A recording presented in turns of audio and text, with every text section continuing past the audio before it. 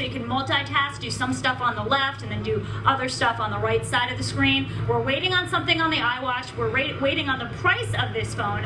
And we're also waiting on any sort of payment features or payment technology where you can basically just swipe your phone and pay for your coffee or whatever it is.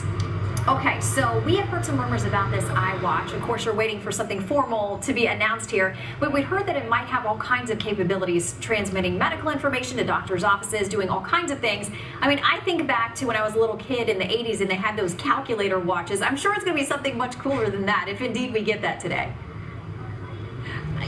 That's what everybody wants to know, because if you look at the market for the iWatch, smartwatches, wearable technology has not taken off. You might need a player like Apple that generates a lot of buzz to come into this market and say, all right, this is how we're doing it. I have two of my friends here. They've been here for like over a week waiting for these products. Lewis, how excited are you about an iWatch? What do you want to hear from Apple on that device? I would love it to sync with the new iPhone 6 as far as having monitoring health apps and, you know, for exercising and things of that sort. And speaking of the health apps, Shannon, we actually saw a new feature on the iPhone 6 where Apple will have a new processor that can actually tell what exercise you are doing.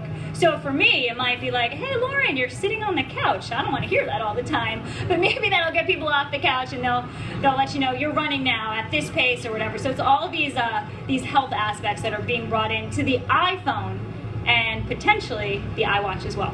All right, Lauren, thanks so much for updating us, and you know, kudos to those guys willing to wait a week for it. We'll see what they get. Thanks. August 31st is when they started. See you later. That's devotion. John?